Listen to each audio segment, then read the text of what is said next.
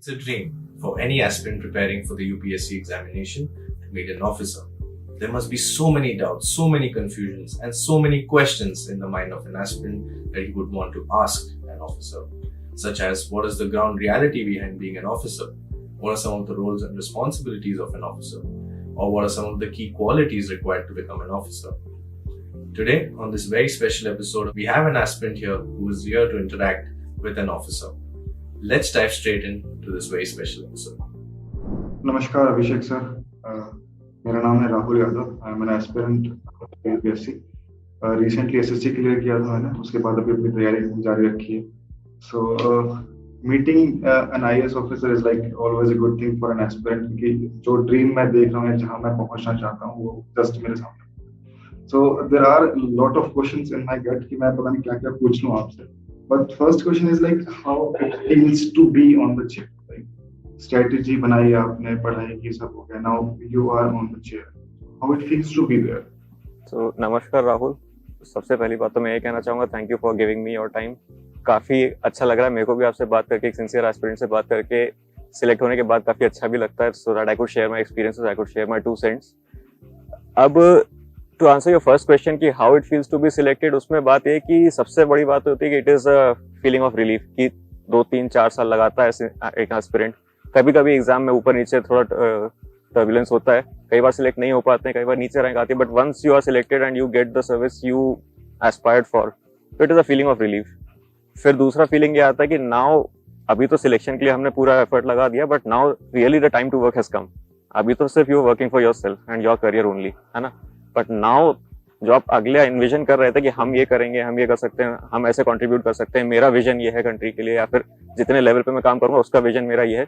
Now you feel get this feeling कि हाँ, now really you have been given this responsibility, you have been interested this responsibility.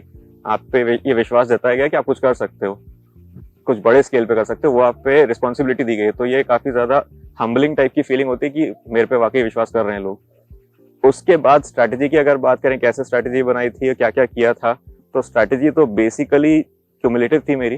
4 attempt लगे थे, तो from a beginner to a candidate who is seasoned, वैसा कुछ चला था। तो if you want to get into the depth of that we can go, otherwise तो prelims mains interview जो स्टेज ऑफ द एग्जाम होता था उसके हिसाब से मेरा जितना कंफर्ट लेवल है उस पर कस्टमाइज स्ट्रैटेजी होती थी। करेक्ट।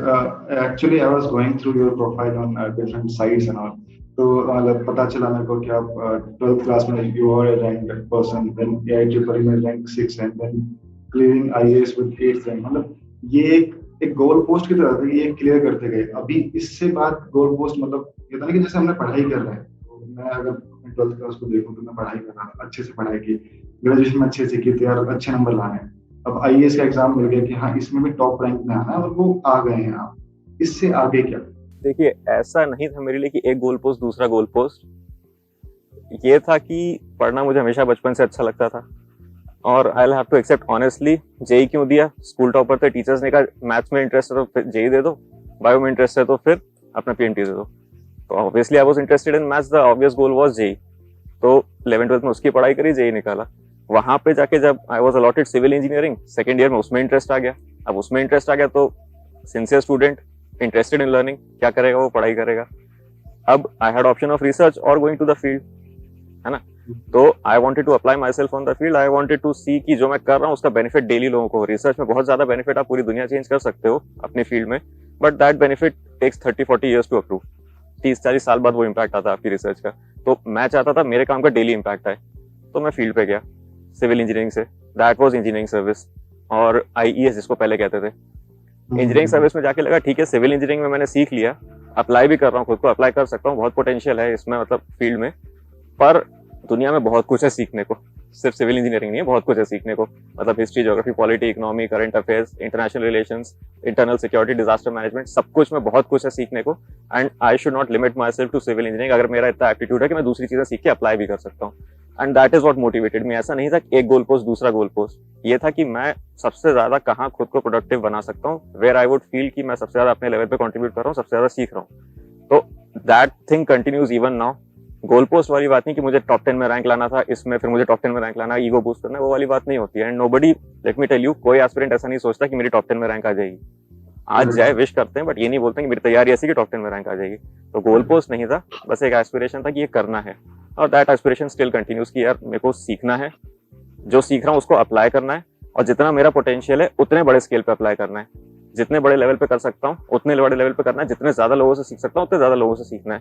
तो हमारी सर्विस में जैसे IAS IPS दूसरी अलाइड सर्विसेज हुई, उसमें क्या होता है, you interact with a lot of people, and मेरा मानना यह है कि there is only so much books can teach you. मतलब आप पढ़ के ठीक है बहुत कुछ सीख सकते हैं, बट उसके आगे every person has something to teach you. अगर आप इंटरेस्ट लें, अगर आपके पास टाइम है, अगर आप उनसे इंटरेक्ट कर पाए, तो कुछ ना कुछ उनके लिव्ड एक्सपीरियंसेस आपको सिखा सकते हैं, और जो आप सीख रहे हैं वो अप्लाई करने के लिए जैसी पोजीशन मेरी है उसमें मैं अप्लाई भी कर सकता हूँ। तो that is what the motivation is rather than a goal post, and that motivation still continues. Correct, sir. Because being an aspirant and getting questions from there, like mainly जैसे मेरे अंदर भी होता है कि यार हम जब 12th में पास कर रहे थे तो काफी अच्छे रैंक थे, एंड उसके बाद क्योंकि ये लाइफ के जर्नीज हैं, आप 14 ईयर स्टूडेंट हो, देन 16 ईयर स्टूडेंट, तो वहां पे तो हम नहीं सोचते कि मैं को IAS बनना है या फिर उसमें, but when we look at the profiles of other IAS officer who are top the, and क्योंकि फिर उनसे स्ट्रेटेजी हम लेते हैं, तो वो एक दिखता, एक जो है ना कि विजिबिलिटी जो है वो टॉपर्स काउंट, यूट्यूब पे आप वीडियोस देखते हो, सर्च करते हो, तो वो that is what is visible to as a normal aspirant and also today.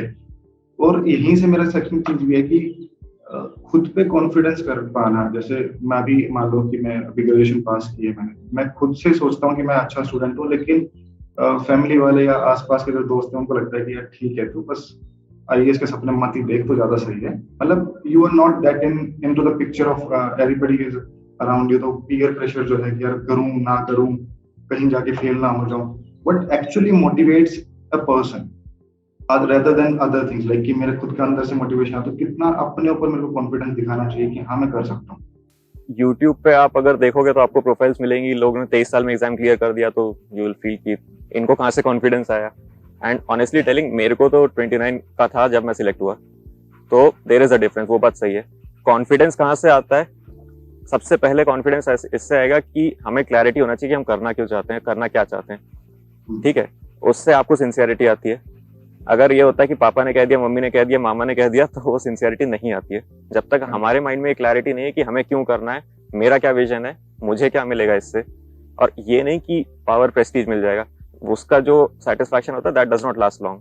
आपको जो लाइफ लॉन्ग सेटिस्फैक्शन होता है ना, कि मैं रोज कुछ कर रहा हूँ, रोज हैप्पी हो रहा हूँ, at the end of the day I am feeling कि मैंने अपना दिन अच्छा निकाला है, वो वाला satisfaction will last you your entire life.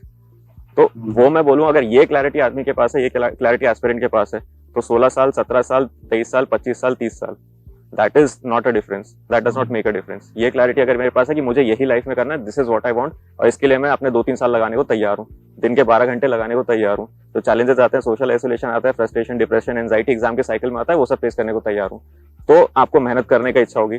जब आप मेहनत करोगे तो आपको दिन में एज एन एस्पिरेंट फील होगा कि हाँ मैंने दिन अच्छा निकाला है, I am understanding what the syllabus is, क्या क्या सिलेबस है वो समझ रहा हूँ, और फिर मैं एग्जाम का जो साइकिल है या एग्जाम का जो रिक्वायरमेंट उसके साथ सिंक होने लगा हूँ। ये जब होने लगेगा तो आपको कंटेंट समझ में आने लगेगा, सही से एप्लीकेशन समझ में आने लगेगा। जब ये होगा तो छोटे छोटे टेस्ट सीरीज होंगे, उसमें मार्क्स आने लगेंगे, अपने आप कॉन्फिडेंस आने लगेगा। तो जो ये लोग बोलते हैं कि confidence, marks, exam, syllabus, humongous syllabus, tough exam competition, उसका जड़ ये है कि आपको क्लैरिटी होना चाहिए अपने दिमाग में। वो क्लैरिटी होगी तो मेहनत होगी, मेहनत होगी तो मार्क्स आएंगे, मार्क्स आएगा तो कॉन्फिडेंस अपने आप आ जाएगा। 16 साल के हो, 17 साल के हो, 30 साल के हो, उससे फर्क नहीं पड़ता है। मेरा मानना इसमें है। और अगर आपको क्लैरिटी ही नहीं है, बस आप किसी के कहने से, धक्के से मेहनत कर रहे हो, किसी की जबरदस्ती से मेहनत कर रहे हो, मन नहीं लगेगा सिलेबस में, मार्क्स नहीं आएंगे, वो अपना नेगेटिव लूप खुद चलने लगेगा। उसी का उल्टा अगर क्लैरिटी है तो पॉजिटिव लूप खुद चलेगा, खुद कॉन्फिडेंस आ जाएगा।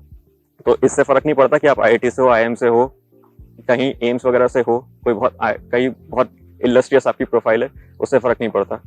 दोनों टाइप के लोग देखे हैं मैंने, जो बड़े बड़े कॉलेजेस से नहीं है, still they have cleared the exam with a good rank, और जो बड़े कॉलेजेस हैं still because they didn't have this clarity, they didn't really want to do it, they have struggled with it.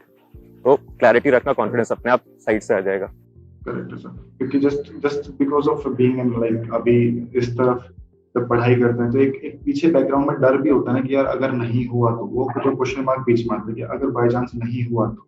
So I think you have already answered it कि अगर clarity है तो ये भी क्लैरिटी आ जाएगी, अगर बाय चांस नहीं भी क्लियर होता है तो इतनी सारी किताबें मैंने पढ़ ली हैं तो कुछ ना कुछ तो मैं कर ही लूंगा, at least I will do something for my सेक। बिल्कुल सही बात है। मेन बात ये होती है कि कोई इंसान अपना जैसे बहुत बड़ा अपने आप को देखो, जैसे कि अगर मतलब MBA करने के बाद अगर मैं किसी जॉब में होता तो 3-4 साल में कोई जॉब होता है, एक मैनेजर पोस्ट, वो छोड़ के अगर मैं यहाँ हूँ और अब 2 साल और बाद में तैयारी कर लूंगा और फिर भी नहीं निकलेगा, So 5 years of an experienced MBA and now nothing.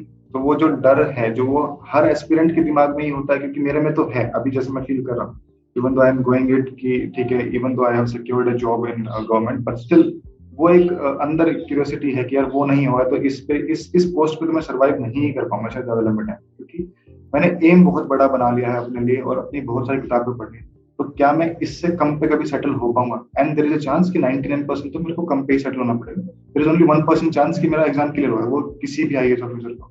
तो was that fear in you as well, like था ऐसा कुछ? तो ऑनेस्टली स्पीकिंग ये बात सच है, देखा गया है कि not everybody who prepares clears this exam, but ये भी है कि मोस्टली लोग एक अटेम्प्ट नहीं 2 3 4 अटेम्प्ट होते हैं, अगर कंसिस्टेंटली मेहनत कर रहे हैं क्लियर हो जाता है, पहली बात। दूसरी बात जो आप बोल रहे थे कि अगर नहीं क्लियर होता है, तो मेरा इसमें टेक ये है कि if you are young like 21 22 23, तो बैकअप की चिंता अभी मत कीजिए, ठीक है। गिव योर फुल एफर्ट, पूरे कॉन्फिडेंस के साथ तैयारी कीजिए, पूरी सिंसियरिटी के साथ तैयारी कीजिए। If you are towards the latter end of the 20s like 27 28 29 है, तो आप एक बैकअप रख सकते हो। वो बात सच है कि ठीक है, बैकअप से थोड़ा अपने को मेंटल पीस मिलता है, थोड़ा सिक्योरिटी वाली फीलिंग मिलती है। मेरे पास भी था, कॉन्स्टेंटली मेरे पास बैकअप था, पहले रेलवेज, फिर डिफेंस अकाउंट्स, फिर IRS, फिर IAS, ठीक है। तो बैकअप मैंने भी रखा था। अब दूसरी बात जो आप बोल रहे हो कि मैंने इतनी सारी किताबें पढ़ ली हैं, will I be able to make peace with the fact कि ठीक है I did not get selected to the service that I aspired for. आपने किताबें पढ़ ली है, आप खुद जानते हो, everybody who has prepared sincerely, उसकी बात कर रहा हूं मैं। आपने बोला 99% नहीं होगा सिलेक्शन, चांस है 1% का होता है, ऐसा नहीं है। लोग 4 लाख लोग एग्जाम देते हैं, 12,500 लोग अगर प्रीलिम्स क्लियर कर रहे हैं, तो मेरा उसमें मानना है कि सिंसियर एस्पिरेंट्स 25-30 हजार रहते हैं। कई लोग तो 10 लाख लोग फॉर्म भरते हैं, एग्जाम 4 लाख लोग देते हैं, एग्जाम ही देने नहीं आते हैं, ठीक है। सिंसियर एस्पिरेंट्स होते हैं 25-30 हजार, उनका कंपटीशन है, उसमें से 12,500 निकल जाते हैं, अराउंड उसी यही राउंड फिगर्स होते थे। फिर 2,500-3 हजार मेंस देते थे, फिर 2,500-3 हजार मेंस देके इंटरव्यू देते हैं, ऐसा कुछ इसके आसपास फिगर होता है। तो मेरे कहने का मतलब है कि जितना इन्फ्लेटेड फिगर्स दिखते हैं फॉर्म्स और जो कैंडिडेट्स अपेयर करते हैं, उतना कंपटीशन होता नहीं। कई लोग जो होते हैं वो सिंसियर नहीं होते। तो थोड़ा सा आप साइकोलॉजिकल पीस खुद को ये दे सकते हैं कि chances are much more than just 1%, पहली बात। दूसरी बात, 2-3 अटेम्प्ट देते हैं, सिलेक्ट हो जाते हैं। तीसरी बात यह है कि अगर फाइनली मान लीजिए, कुछ लोगों का ऐसा भी होता है, कुछ अनफॉर्चुनेट होते हैं कि नहीं ही होता है, कुछ भी कर लिया, पूरा एफर्ट डाल लिया, नहीं होता है, तो every sincere aspirant knows this and they have experienced this कि before starting preparation and after doing their preparation, आपके mindset में, आपके aptitude में और आपका थोड़ा attitude में थोड़ा सा gravity आप में आ जाती है, वो सब change हो जाता है। एक्सपीरियंस किया होगा, करंट अफेयर से लिंक हो जाते हैं, थोड़ा समझने लगते हैं, थोड़ा सोचने की ताकत बढ़ जाती है। अब वो चीज मैं बता रहा हूँ, it will help you anywhere you go. आप प्राइवेट में जाएंगे, नहीं तो अपना बिजनेस एंटरप्रेन्योरशिप खुद करेंगे, नहीं तो रिसर्च में जाएंगे, बाहर भी चले जाएं, कुछ भी करें, गवर्नमेंट के दूसरे एग्जाम्स करें और गवर्नमेंट जॉब में भी रहें, that thing will help you everywhere, हर जगह आपके काम आएगी, ठीक है। और फिर अगर आपको लगता है कि if I am not going to be able to settle जहां पे मैं हूं, मैंने अपने ड्रीम्स बहुत ज्यादा बना लिए थे, वो बात सही है, तो अभी लाइफ शुरू ही हुई है, पहली बात, ठीक है। IAS is not the end of anything. Clear करने के बाद भी बहुत कंपटीशन है, क्लियर करने के बाद भी आपको बहुत ज्यादा खुद को अपग्रेड करते रहना पड़ेगा, otherwise you will fall behind, ये बात सच है। तो अब पहले वाला जो परसेप्शन था कि बस एक बार क्लियर कर लिया देन लाइफ इज इजी, ऐसा नहीं होता है। तो what I am trying to say is that कि civil service exam is not the end of anything. आपको बहुत अपॉर्चुनिटीज लाइफ में मिलेंगे, और अगर आप में वो टेनासिटी, वो जुझारू एटीट्यूड जो कहते हैं ना कि मुझे करना है, मुझे मेहनत करते रहना है, वो वाली चीज है, तो आप कई IAS से आगे निकलने वाले हो लाइफ में। ये मैं फैक्ट बता देता हूँ। अब जैसा गवर्नमेंट का ओरिएंटेशन है, लैटरल एंट्री या फिर दूसरे एक्सपर्ट्स लाना, तो आप IAS से ज्यादा कंट्रीब्यूट कर लोगे सोसाइटी में, और कई IAS से ज्यादा अच्छे पोर्टफोलियोज भी होल्ड कर सकते हो if you are working hard constantly. ये फैक्ट होने वाला है, ठीक है। तो आप जो बोलो ना कि मैंने ड्रीम बना लिया था, will I be able to settle और नॉट, बस मेहनत करते रहो, कंसिस्टेंटली मेहनत करोगे, कहीं ना कहीं बहुत अच्छी जगह पहुंचोगे, ये मेरा मानना है। So big takeaway from what you said is कि मैं ये ना बनाऊं कि IAS मेरे को क्लियर करना है, बट मैं ये थीम बनाऊं अपने दिमाग में कि देश सेवा करनी है, वो चाहे कैसे भी हो, और उसके लिए मेरे को ये पढ़ना पड़ेगा कि मतलब अगर एक कंट्री की सेवा मेरे को करनी है, तो उसकी पॉलिटी मुझे पता होनी चाहिए, उसकी इकोनॉमी मेरे को पता होनी चाहिए, उसकी ज्योग्राफी पता हो, उसकी हिस्ट्री पता हो, and that's what we study in IAS exam. और वो जब मेरे को थोरोली अच्छे से पता है, so whether I clear IAS or not, that does not matter. I can do it anyhow. But IAS gives me a lot big platform to perform my duties in a good way. Exactly. This is what I wanted to add कि ठीक है, ऐसा नहीं है कि IAS में आपको opportunities नहीं मिलेंगे। IAS, IPS, IRS, IFS, उसमें इंस्टीट्यूशन मिलता है, उसमें गवर्नमेंट के रिसोर्सेज मिलते हैं जो आप चैनल कर सकते हो, उसमें प्लेटफॉर्म मिलता है, ठीक है। वो that is what you have preferred. पर अगर वो अनफॉर्चुनेटली नहीं मिलता है बिकॉज ऑफ सम रीजन, तो ऐसा नहीं कि it is the end of the world, it is just the starting of the world. जो आपका नॉलेज है, जो एटीट्यूड है, वो आपको बहुत हेल्प करेगा आगे जाके, provided you maintain that. So because what you say is कि अगर आप तैयारी कर रहे हो तो एट लास्ट तो मैटर दिमाग में यही करता है कि यार एग्जाम क्लियर ही करना है, ऑल्दो आई नो कि I can Yes, give true. Back to the society in an number of ways, but if I am preparing for IAS exam I have to clear this, क्योंकि अगर वो clear नहीं होता है तो मेरा जो जो सर्कल है, जिन दोस्तों के साथ मैं बैठता हूँ, so like that social peer pressure will be there and that think यार ये लोग क्या बोलेंगे मेरे बारे में, थोड़ी देर बाद किया 5 साल की तैयारी की उसके बाद रह गया, तो मतलब कुछ बोलता था अपने बारे में, देश वैसे बदलने की what did you do, so those kind of questions like regularly put up in the like यार ये क्या है क्या नहीं। And secondly when you read on social media sites कि कुछ बहुत I feel like कि कई बार exaggerated सा होता है कि वो YouTube IAS वीडियोस हैं तो motivational videos how they go how they do, वो एक प्रेशर बनाता है कि अगर नहीं हुआ तो ये सब चला जाएगा, जो कि मेरा है भी नहीं। मतलब अभी तक अगर मैं for that sake of like two things, they are not belonging to us, right? We are doing a job, so वो हमको मिल रही है and we are doing it. But ऐसा लगता है कि क्लियर नहीं हुआ तो मेरे को कुछ हो सा जाएगा, कुछ होगा नहीं। And how does you feel being on the chair, whether whatever the facilities you get as an IAS officer, those are literally a mean to serve, or they are kind of like कि जैसा जो आपने पहले बोला कि जो sense of pride आ जाती है, या फिर कोई मतलब I can't put on the words कि वो होता है शायद वो चीज ना, कि अपने अंदर आ जाता है कि हाँ मैं इस पोस्ट पे हूँ, मेरे को ऐसे गाड़ी मिलती है, मेरे को वैसे मिलता है, and that can be a point in aspirants mind also यार वो मिलेगा ऐसे मिलेगा, तो उसके लिए तैयारी ना करके बल्कि ये करूँ कि मैं सोशल सर्विस के लिए तैयारी करूँ। बट होता तो है ना कि वो चीजें मिलती तो है ना, वो ऐशोराम वो मिलता तो है, तो वो कहीं ना कहीं तो पिक्चर में आता ही होगा, it would have been there like. So Rahul, see, in your question, there is a genuine thinking of an aspirant, वो होता है। तो I'll answer the first part first, जिसमें आपने बोला था कि you are in a social circle, if you don't get selected, लोग कहेंगे ये बातें करता था, वो बातें करता था, तेरा तो कुछ नहीं हुआ। तो उसमें मैं सीधा सीधा कहूंगा, society is filled with all types of people, stay away from these kind of people, जो ऐसे आपको बुरा लगाएंगे या ऐसे आपको नीचे दिखाएंगे। होते हैं कुछ लोग ऐसे, मैं डिनाई नहीं कर रहा हूँ, but stay away from these kind of people। और ऐसे लोगों की बात एक कान से सुनो, दूसरे कान से निकाल दो। आपने अपनी कोशिश करी, हुआ नहीं हुआ नहीं हुआ, जो बेनिफिट आपको हुआ वो आपको पता है। अभी एकदम से सिलेक्शन नहीं हुआ, लिस्ट में नाम नहीं हुआ, तो बेनिफिट सबको नहीं दिख रहा है। बट इवेंचुअली अगर आप उसी एटीट्यूड उसी एप्टीट्यूड से चलते जाओगे, उसी ओरिएंटेशन से चलते जाओगे, तो फिर जो आप कर पाओगे आगे परिवार के लिए, समाज के लिए, राष्ट्र के लिए, वो सबको दिखेगा। तो अभी एकदम से ग्रेटिफिकेशन नहीं मिला आपको, टू से द वर्ड क्लियरली, तो लोग आपको फिर थोड़ा सा नीचे दिखा रहे हैं, बट उसको इग्नोर करिए, ठीक है। पहला तो मैं ये बोलूंगा। दूसरे लोग जो समझते हैं इस चीज को, उनसे आप बात कर सकते हैं, क्योंकि अगर वो बात सही है कि आपने कुछ एस्पायर किया था, वो नहीं मिला तो दुख होता है, तो कहते हैं ना वो दुख बांटने से कम होता है, खुशी बांटने से बढ़ती है, वो वाली चीज भी कर सकते हैं। तो this brings me to a second point कि ठीक है, मेंटल हेल्थ का ध्यान रखना है एग्जाम के साइकिल में। अगर फ्रस्ट्रेशन, डिप्रेशन, एंजाइटी, स्ट्रेस वगैरह कुछ हो रहा है, family, friends, peer, faculty, even professionals, psychiatrist वगैरह होते हैं, उनसे बात कर सकते हैं, कोई इसमें there is no taboo about it. India में बनाते हैं, बट प्लीज इग्नोर इट। तो ignore negative people, and if you are having negative thoughts, address them, ठीक है, पहली बात। दूसरी बात, let me correct what I said, like I think there was some miscommunication. मैंने ये बोला था कि ये जो पावर, प्राइड होती है, ये सब एक दो दिन का ग्रेटिफिकेशन होता है, ये चला जाता है, this can not carry you for your entire life. पहले मैंने ये बोला था कि है ना, शायद कुछ मिसकम्युनिकेशन होता है, व्हाटएवर। गाड़ी मिलता है, फिर स्टाफ भी मिल जाता है, वो सब ठीक है, वो आपको एक दो दिन अच्छा लगेगा, but then once you get used to it, it will not make you feel happy. सीधा सीधा होता है। अब वो ऐसा नहीं था कि this happened to me for the first time. जब जेई सिलेक्शन हुआ था, सोसाइटी में बड़े बन गए थे कि अरे जेई सिलेक्ट हो गया, एक आध साल में वो सब जो फीलिंग होती है वो सब चली जाती है, उसके बाद मेहनत ही बचती है जो आपको करनी होती है। और जो इसमें कॉम्प्लेसेंट हो जाते हैं, फिर वो पीछे हो जाते हैं। और ऐसे भी मेरे कुछ बैचमेट्स हैं, obviously I will not name them, but college के भी कुछ बैचमेट्स हैं, वो who were very sharp, but they lag behind just because they became complacent. और वही चीज यहाँ पे भी होती है। तो अगर आप इसी सब पावर और प्राइड में रह गए, तो then you will face severe shortcomings in your career very early. तो इसका ध्यान रखना है। इसीलिए मैंने कहा था क्लैरिटी ऑफ माइंड होना चाहिए, क्यों करना है, क्योंकि अगर ये सब में आपको रीजन है कि मेरे को ये सब चाहिए, तो आप आगे जाके करियर में you will not have any motivation once you get this, है ना। तो हर एस्पिरेंट को पता होता है कि ये मिलता है, गाड़ी मिलती है, ड्राइवर मिलता है, नहीं तो स्टाफ वगैरह मिलता है, नहीं तो ऑफिस में पियून वगैरह मिल जाता है, वो सब ठीक है, but that will not carry you further ahead in your career. वो मिल गया, फिर आप स्टैग्नेट हो जाओगे, इसलिए ये मोटिवेशन नहीं होना चाहिए। और अगर ठीक है आपको पता भी है, तो just keep it side line. उसके बाद जो आप बोल रहे हो कि हर किसी के दिमाग में रहता है, क्लैरिटी रखो, अपने रीजंस क्लियर रखो, नेगेटिव लोगों से बच के रहो, नेगेटिविटी को कॉन्शियसली अवॉइड करो। This is what I would say, rather than ये जो मटेरियलिस्टिक कंफर्ट्स होते हैं, क्रीचर कंफर्ट्स होते हैं, उनको मोटिवेशन मत बनाना। अदरवाइज सिलेक्ट भी हो गए तो भी बहुत प्रोडक्टिव नहीं होगे, नहीं सिलेक्ट हुए तो दुखी रहोगे। कि ये जो आपने गाड़ी और स्टाफ का पॉइंट बोला था ना, वो ट्रू है। पहले कॉलोनियल मेंटालिटी होती थी, कई लोग मतलब ऐसे रखते थे staff just to keep them, to boost their ego कि हमारे पास इतने लोग हैं। अब वो कम भी हो रहा है। इसको मैंने पहले भी बोला, मोटिवेशन मत बनाना, नहीं तो जैसे ही ये मिलेगा उसके बाद लाइफ में कुछ करने को नहीं बचेगा, तो अनप्रोडक्टिव हो जाओगे।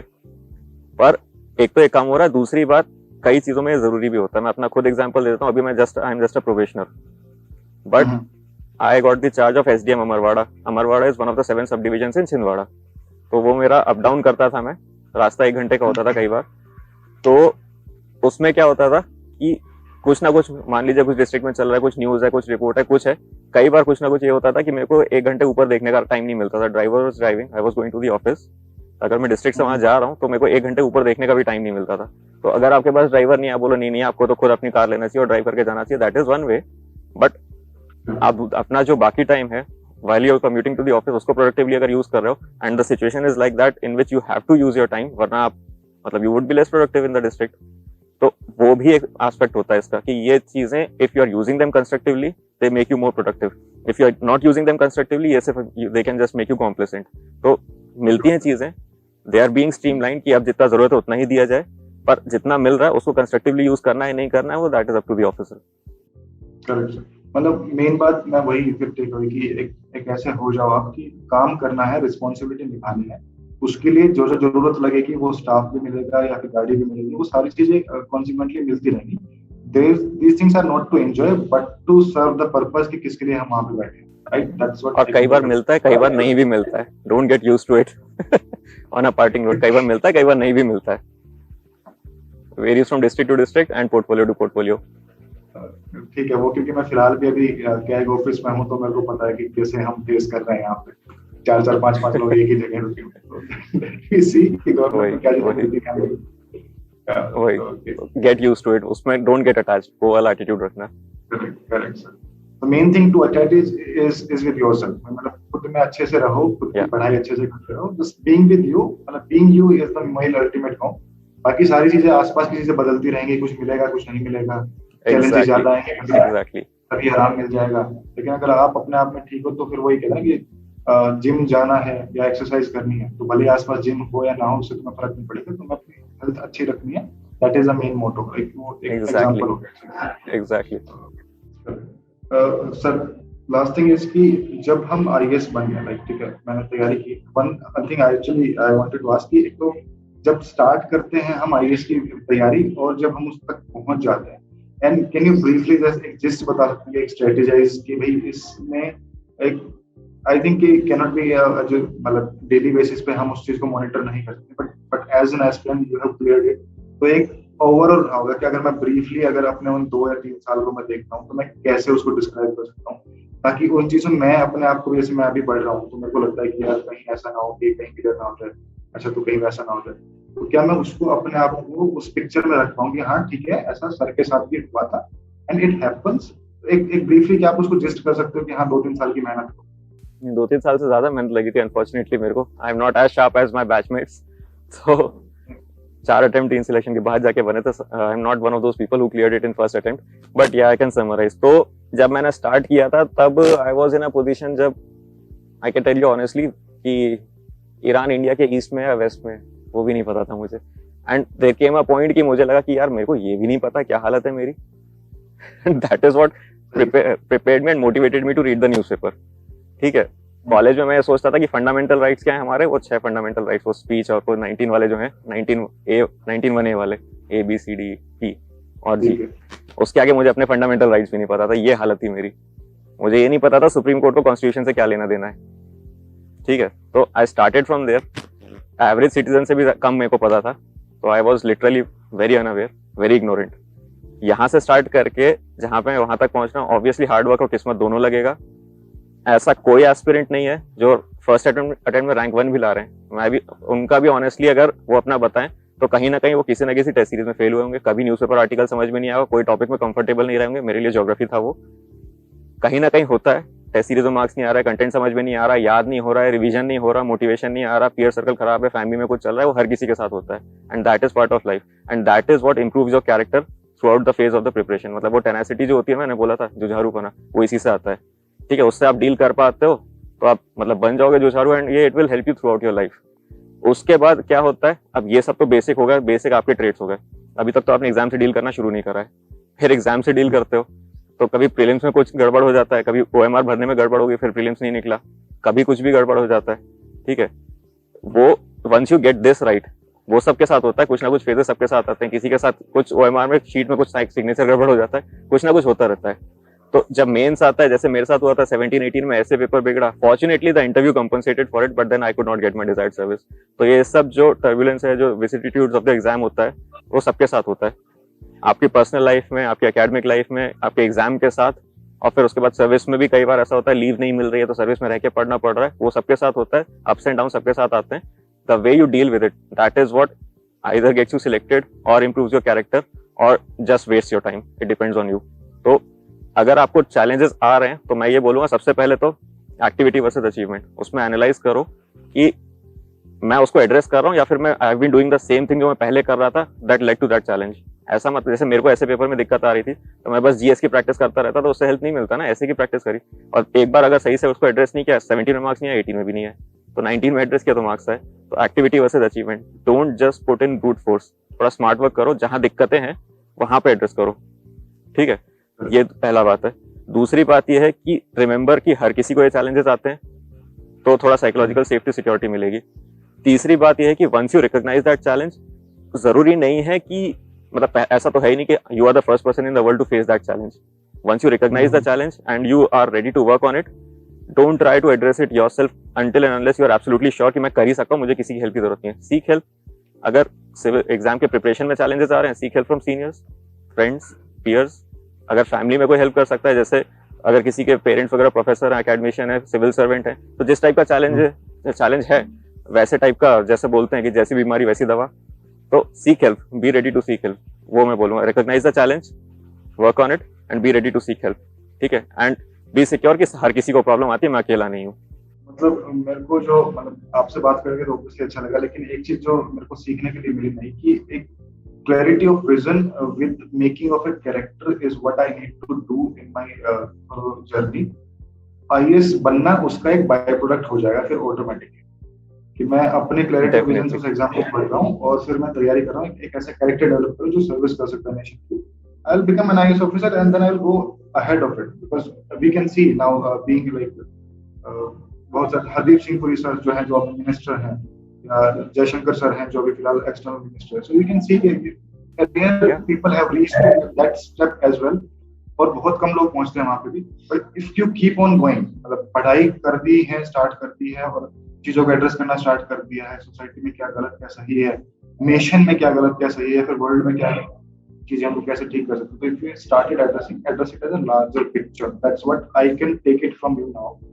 तो एक क्लैरिटी तो मेरे दिमाग में भी क्लियर है।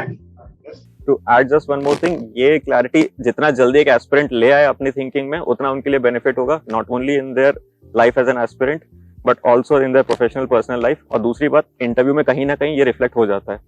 अगर आपका जो पर्सनालिटी टेस्ट होता है उसमें जब एचआर वाले क्वेश्चन आते हैं, why IAS, what are your strengths and weaknesses, what are your failures, how did you learn from that failure, what are you doing to address your weakness, वो सारी चीजों में ये जो क्लैरिटी होती है ना, ये एचआर क्वेश्चन में बहुत हेल्प करता है। अदरवाइज क्या होता है, लोग वही रटा हुआ आंसर देते हैं एंड दे गेट रटे हुए मार्क्स। मतलब if you give an average answer you will get average marks, it is as simple as that. And if you have reflected on it, if you have like have some intuitive thinking on it, if you have introspected on it, आपका एक genuine answer निकलता है और वो जो genuineness ring करता है वो सारे इंटरव्यू बोर्ड को दिखाई देता है, and that is what is getting rewarded.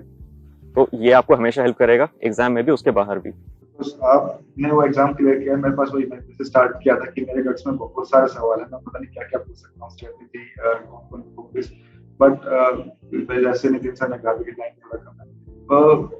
एक चीज मेरे को बस ये है कि साइकोलॉजिकली आपको मदद मिलती है, लेकिन कई एस्पिरेंट ऐसे, जैसे मैं खुद भी हूँ, कि मेरे बैकग्राउंड में आसपास कोई ऐसा इंसान नहीं है जो उस यूपीएससी के अचीवमेंट तक पहुंचा, या फिर मेरी फैमिली में कोई इतना ऐसे कि अपर मिडिल जो फैमिली इनकम होती है वो भी नहीं है, इट्स अ लोअर साइड। तो जो उस तबके से उठ के लोग आते हैं, वो उस इतना बड़ा सोच रखने वाला, जैसे हम उस चीज को बोलते हैं तो घर में सभी बोलते हैं कि इतनी बड़ी सोच रखोगे तो कहीं ना कहीं गिरोगे, कहीं ना कहीं मौत होगी, ऐसा कुछ। वहां से जब निकलते हो without having anybody around you, but what can be the best thing that you can tell me कि यार तू ऐसे कर सकता है तो ज़्यादा अच्छा रहेगा तुम्हारे लिए, क्योंकि वो बैकग्राउंड चीजें नहीं है, आपके आसपास लोग अच्छे नहीं है, या फिर आपके आसपास प्रोफेसर्स नहीं है, कुछ भी नहीं है, मेरे को कुछ नहीं दिख रहा है अपने गाँव आसपास, लेकिन still I have a dream of being an IAS and I want to change the things.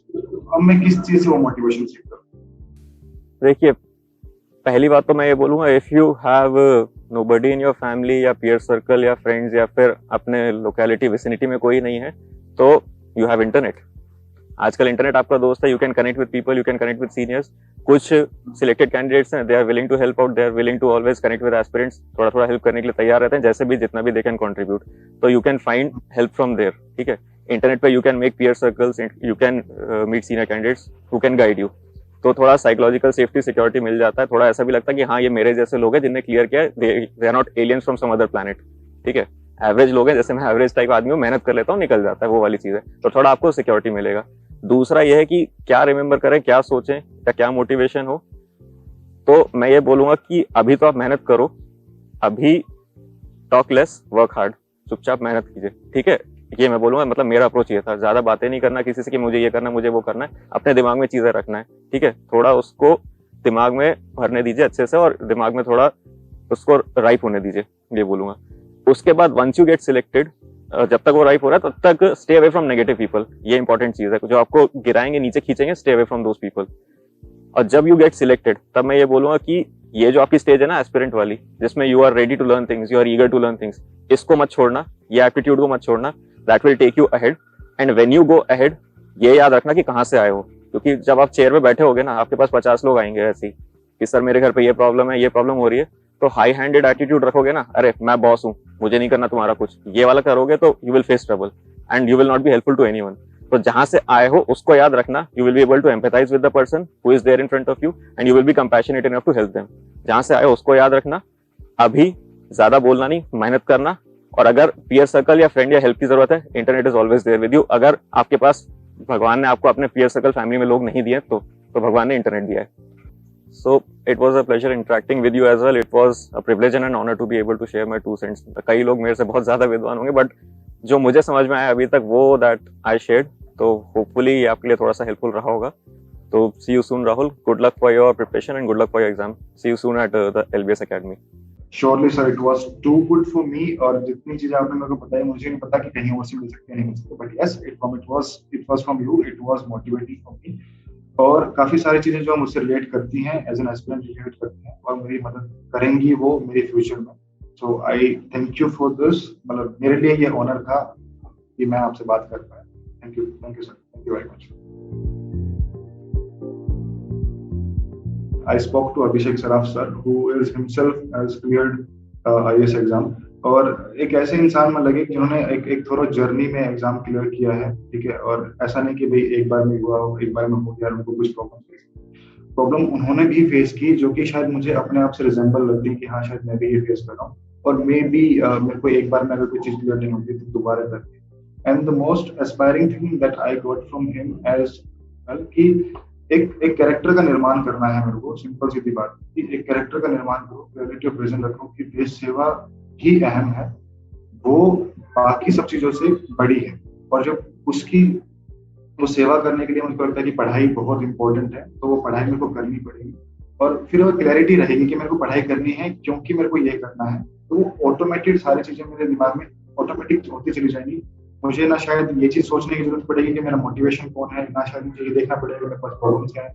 Rather I will be a solution Sikar person कि यार मेरे को ये करना है, तो इसका सॉल्यूशन कहाँ मिलेगा, मेरे को बस इतना देखना है, मेरे को इन देखना की प्रॉब्लम है ये वो।